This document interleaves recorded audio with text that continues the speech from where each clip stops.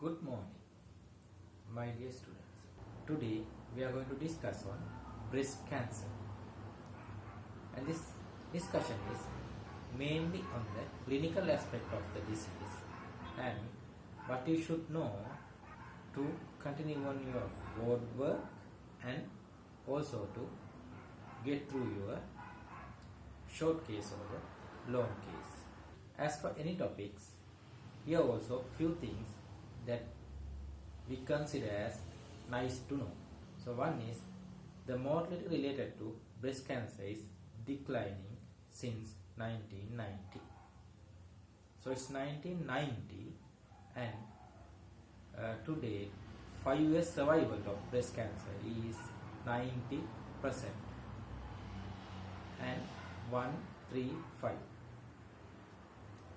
This is the number one when it comes to cancers among females, and it is number 3 when it comes to cancers among all, and it is number 5 when it comes to cancer related deaths worldwide. But in our country as well as in the developing world, this is the leading cancer related to death. Then we will move into few theoretical stuff that you should know. Basically, we should know the risk factors for breast cancer. So what are the most important risk factors? Actually there are 2 and both are non-modifiable. One is female sex, other one is advanced age. Then we come to genetic risk factors. So those are identified BRCA mutation or relatives, especially first degree, with early onset breast cancers. Then we have hormonal risk factors. They are, as we all know, early menarche, late menopause, nulliparity, late first child, or hormonal replacement therapy. Then we will come to local risk factors.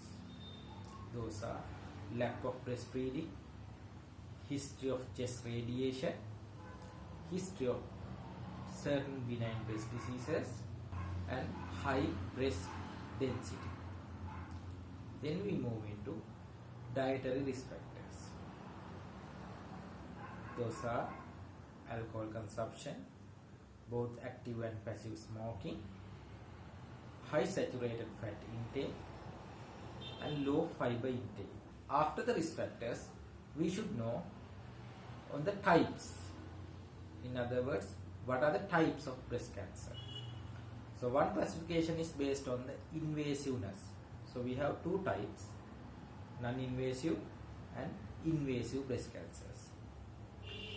Then it depending on the phenotype or the histology type. So there are mainly 2 types, ductal carcinomas and lobular carcinomas. About 85-90% of invasive cancers are ductal in histological type. Then you have molecular classification. Molecular classification is based on the biological features of the malignancy, and actually there are 4 types: lumina A, lumina B, HER2 positive, or triple negative. So after knowing this basic stuff, then we have to move into the assessment of the patient. Assessment of the patient include history, examination, and investigation. Aim of these things are to answer few standard questions. What are those? First one is, you are trying to exclude possible differential diagnosis and try to confirm your diagnosis. In this particular scenario, the diagnosis that you are trying to prove is breast cancer. Then you try to elicit the possible risk factors in the given patient. Next thing is, you are going to define the spread of the disease. When it comes for a malignancy, it is the staging. and also you are going to look for complications. Finally, you are trying to find out what has been done so far.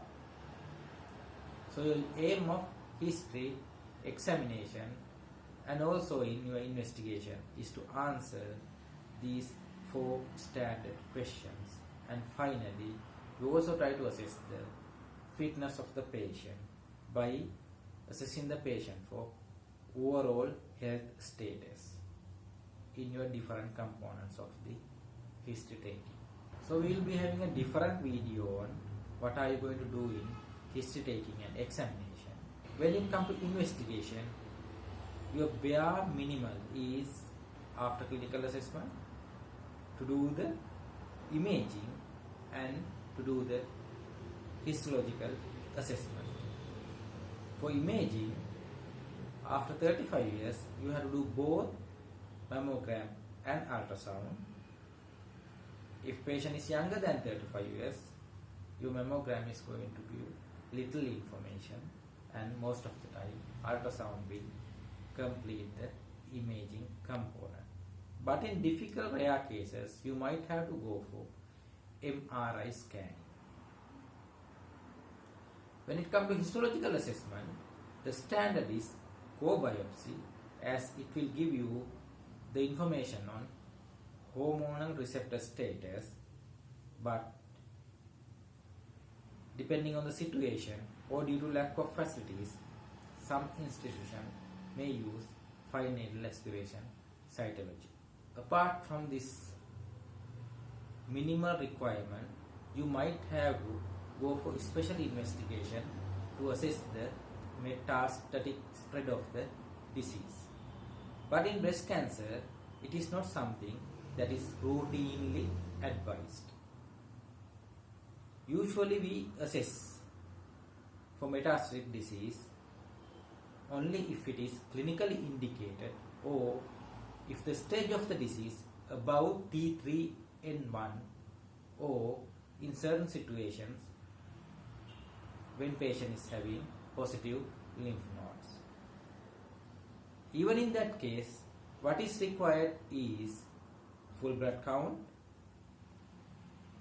liver function test, and alkaline phosphatase. Anything more than that usually need clinical indication. After your assessment, your aim is to categorize the patient into following categories. Based on the disease, we categorize it into 4 categories: pure non-invasive breast cancer, resectable locoregional breast cancer disease, unresectable locoregional breast cancer disease.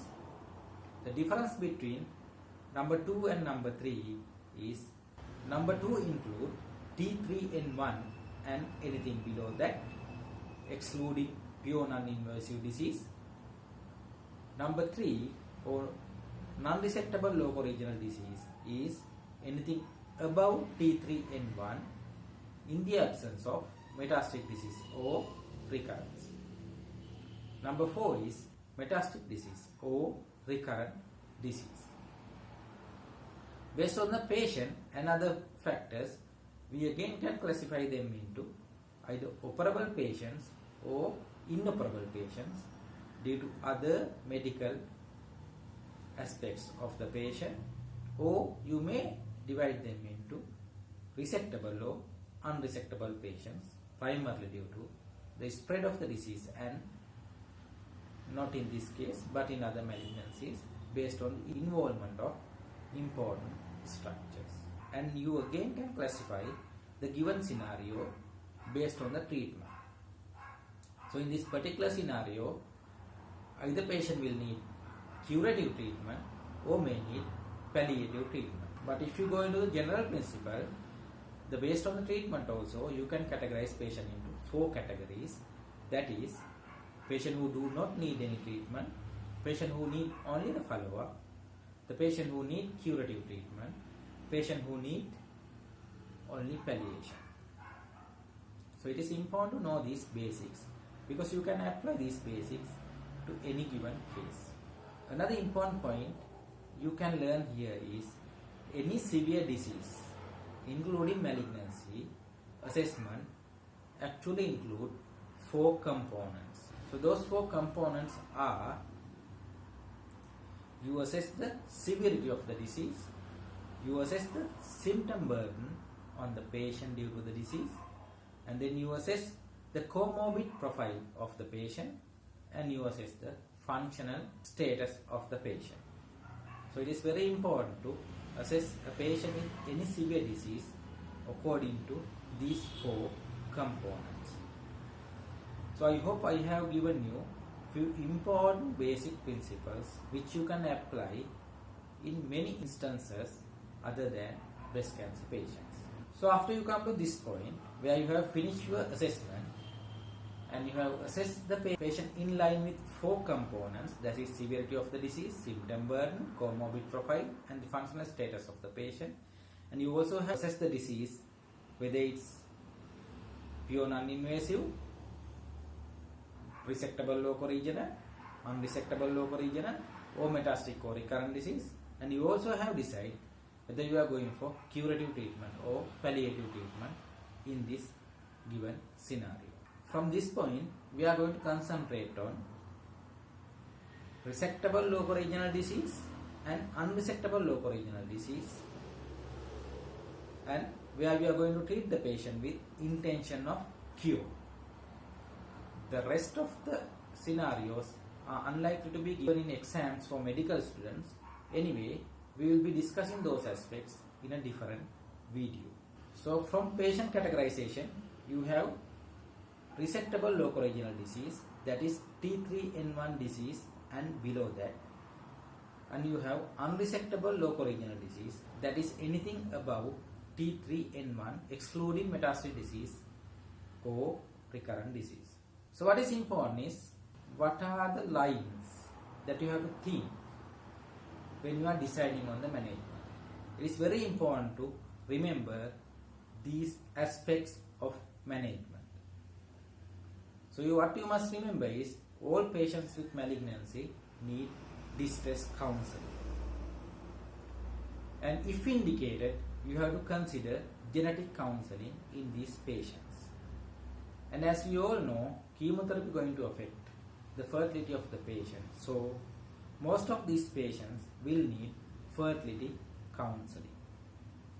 And then you come to the management proper. But it doesn't mean that you can't forget what I already mentioned.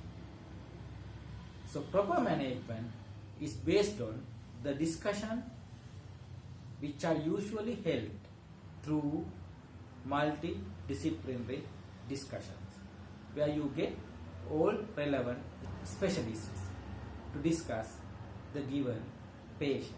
So what are the things that we are going to decide in these multidisciplinary discussions? We have to decide on neoadjuvant treatment. We have to decide on local treatment, which include surgery or radiotherapy with or without reconstruction. Then you have to decide on what you are going to do to the axilla. Then you have to decide on adjuvant or the systemic treatment. The components include chemotherapy, hormonal therapy, and target therapy. Let's discuss these things in detail. What are the factors that is going to decide on need of neoadjuvant treatment? Anything above T3N1 need neoadjuvant treatment. But even the lesser degree disease may need neoadjuvant depending on the relative size of the tumor to the breast. Then we have to decide on local treatment. So standard of care or best treatment for the breast cancer is surgery. So what are the surgical options? Simply 2 surgical options. One is breast conservation, where you do wide local excision, or mastectomy.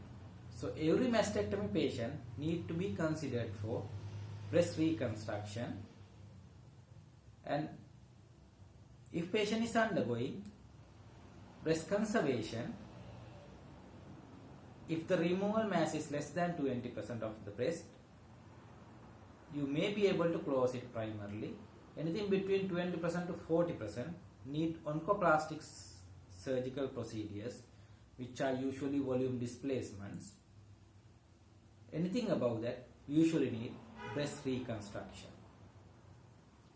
Breast reconstruction may be performed in the same procedure or may perform as a secondary procedure. But usually these are staged procedures, and sometimes you may need to modify the opposite breast also. And for the reconstruction, you may use prosthetic material or may use autologous tissues. And then you have to decide on local radiotherapy. If it is mastectomy, you call it chest wall radiation. If it is breast conservation, you call it breast irradiation. So decision is based on the spread of the disease. So any lymph node positive patient need local radiotherapy. Other indications if lymph nodes are negative include the lesion more than 5 centimeters, margin less than 1 millimeter, lymphovascular invasion, triple negative disease, or premenopausal state.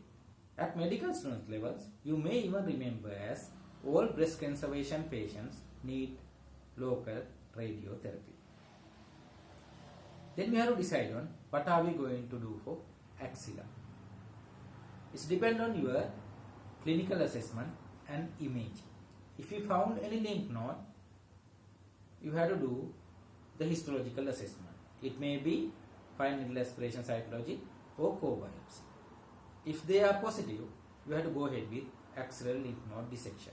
So if there are no palpable or imaging identified lymph nodes, or if identified nodes are histologically negative, you have to go for sentinel lymph node biopsy. And if they come as positive, based on the unit policy and what is discussed in the multidisciplinary team, you are likely to decided to go for axillary lymph node dissection. When you are doing axillary lymph node dissection, you need minimal of 10 nodes and usually do only up to level 2. The alternative for axillary lymph node dissection is radiotherapy, and also sometimes you might have to give radiotherapy to nodes which are not removed through your axillary lymph node dissection, and especially in instances where you get 4 or more nodes positive disease. After the axillary treatment, then you have to decide on adjuvant or systemic treatment. Components are chemotherapy, hormonal therapy, and target therapy. So what you have to remember is you can't combine chemotherapy and hormonal therapy, and if you are giving chemotherapy to a patient who are planned for radiotherapy, you always have to give chemotherapy prior to radiotherapy. Simply because chemotherapy increases the sensitivity of tumor cells to radiotherapy. You may have identified it as very difficult to remember, but if you go through the notes clearly, the indications are very simple. All patients who are node positive are indicated for adjuvant treatment. For patients who are lymph nodes negative, if the lesion is less than 0.5 centimeters, you usually do not need any of those systemic treatment. If the tumor size is between 0.5 centimeters to 1 centimeter, if there are histological or clinical risk factors, these patients are better with these systemic treatments. Anything above 1 centimeter usually need this systemic treatment. Apart from these indications, you might have to start these patients on hormonal treatment. It may be direct estrogen receptor blockers or it may be aromatase inhibitors with different intentions, like to protect other breast or in patients who are likely to have second primary due to the presence of risk factors. The other exception is the elderly patients or comorbid patients, especially if they are having histologically favorable breast cancer, they may need only the hormonal treatment. And I just want to add here, the target treatment that we discuss here is HER2 receptor blockers. So in simple terms, this is the clinical aspect of breast cancer and its management. And if you can get this simple stuff into your head, that will be more than enough to discuss your patients in the wards and in your short and long cases. But you must watch our video on breast examination, and finally I would like to discuss little bit on staging of the breast cancer, but this is highly theoretical and something that you must by heart, so there will be only a little value on listening this part of the discussion. But we have two breasts, so what you have to remember, the numbers you have to remember is 2 and 5. So we have 4 T stages. So anything less than 2 is T1, 2 to 5 is T2, more than 5 is T3, and when it involves the borders of the breast, we call it T4. And going into further detail, T1 is divided into A, B, C. So anything less than, as I remember, 5, anything less than 0.5 centimeter is T1, A, anything between 0.5 to 1 centimeter is T1, B, anything between 1 centimeter to 2 centimeter is T1, C. T4 is categorized into A, B, C, D. So we all know worst breast cancer type is inflammatory, so that is T4D, and the breast is a cosmetic organ. So what is more important is skin more than the chest wall. So involvement of skin is considered as worse than chest wall involvement. Therefore T4A is chest wall involvement, T4B is skin involvement, T4C is involvement of both skin and chest wall. So then we come for end stage, we have N1, 2, 3. And N1 has only one component, N2 has two components, N3 has three components. So N1 is just presence of mobile axillary node. N2 is where that node becomes fixed, that is called N2A, and we have an unusual site of lymphatic drainage, that is internal memory node. So their involvement is considered as N2B. So when it comes to N3, you have to think about the next level of lymph node draining place. Those are the infraclavicular and supraclavicular lymph node basins. So N3A is infraclavicular lymph node basing involvement. N3C is supraclavicular lymph node basing involvement. So then what is N3B? So that is the involvement of both components considered in N2, that is axillary and internal memory lymph node group involvement. So metastatic diseases, whether it's present or absent. So when it comes to the most modern staging process, they discuss about the microscopic disease. So for the T stage also they have TMI, or the microscopic disease. So it has only one component, therefore the borderline is 1 millimeter. Anything less than 1 millimeter is TMI. But you must remember there is something called TX and TIS, that is in situ stage. TX is you don't know the primary. And when it comes to metastatic disease, they discuss two new types. One is isolated cell clusters, other one is micromets. So you have two components, border is 2. So anything less than 0.2 millimeter is considered as isolated cell clusters, and anything between 0.2 millimeter to 2 millimeter is considered as micromets. I know that the last bit is boring, but that also something that you can remember if you understand the logic I introduced. So in this way, we finish our discussion on breast cancer and management with regard to clinical aspect of the disease. Thank you.